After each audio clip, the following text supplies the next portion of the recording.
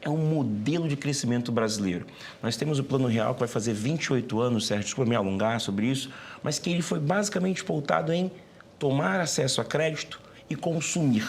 A gente não tem um programa de crescimento que fale assim, ó, como é que você faz para um garoto que cresceu à margem da renda, com um pai comprometido, vai crescer?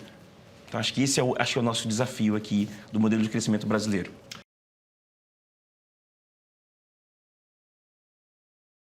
E isso é o desafio do Brasil. Como é que você vai conseguir construir uma população produtiva para os próximos anos se ele tem pouco espaço para investir no que vai elevar a renda dele? Aí a gente acaba tendo o que o nosso convidado, o Igor, falou, que é muito bom, que é essa troca dos alimentos e esses nutrientes talvez lá na frente possam fazer diferença. E aí você começa a ter o desnivelamento social, né? Você tem um desvio de função da sociedade que não consegue acompanhar. Alguém que tem muito poder econômico, outro que tem pouco poder econômico.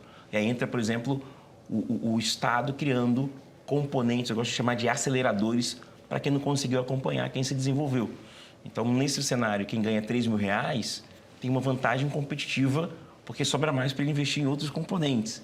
E quem não tem? Aí que você começa a ter o desnivelamento que vai se fazer em 10 anos.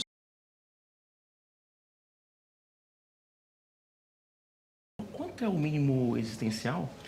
É R$303, salvo engano.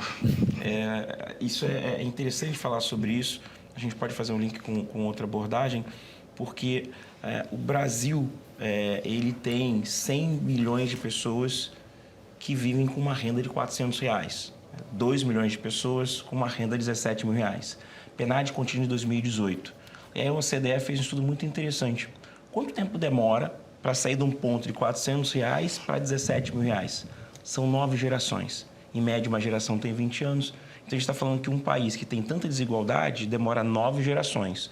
Indo mais além, né, a gente tem 14 milhões de pessoas em pobreza extrema, que, curiosamente, são R$250. Segundo a ONU, R$250 de renda é pobreza extrema. Por que eu estou fazendo esse contexto? Porque, num ano de muitas dificuldades, criar programas de transferências de renda, criar programas educacionais, criar programas de igualdade para todos ou componentes de aceleração é importante, sempre respeitando a ótica do fiscal. Mas hoje, quando a gente começa a se debruçar sobre o Brasil, é importante entender, por exemplo, quanto é o mínimo existencial. Muitas pessoas não sabem, Sérgio. Justamente. Né? Como é que é o desafio do Brasil? Então, quando você traz essa pergunta, a gente tem que olhar o seguinte, olha, foi um momento que a gente teve 2 anos de paralisação, ou seja, vai ter que ter um investimento muito contínuo e que ele só vai poder ter os primeiros frutos em 2025, Sim. Em 2024, se a gente não deixar de continuar acelerando. Então, qualquer pessoa que venha a conduzir a nossa nação precisa ter um conhecimento muito claro de que o Brasil é um lugar que precisa de componentes para acelerar alguma parcela da população, porque a gente tem muitas pessoas em vulnerabilidade social. Perfeito. Está endividado? Senta, pega uma folha em branco, desenha tudo o que está acontecendo e, como dizia Einstein, né, dedica 90% para entender como vai acontecer e 10% para a resposta. Pensa bastante o que está acontecendo. Einstein tinha falado muito sobre isso. Eu queria, para fazer essa analogia de sentar e desenhar o que está acontecendo, pegar o comentário do Igor, que é muito bom. Né? Por quê? Nós temos hoje 76% da população brasileira endividada. Qual o valor da dívida? R$4.000. Então, 76% da população está endividada. Quando você cria, por exemplo, programas de aceleração do crescimento, se você tem uma população endividada, ela não consegue consumir. Sim. Então, com a lei do superendividamento, que foi muito oportuna, fazendo o desenho, você fala assim, como é que eu estou devendo?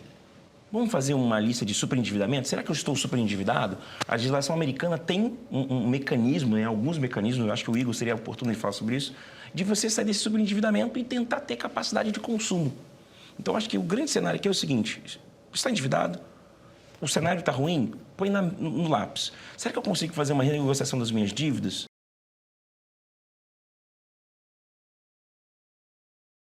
Quando você está endividado olha, reduz a dívida, troca os hábitos de consumo, ou você aumenta a receita. Aumentar a receita, que é o desafio, não é rápido.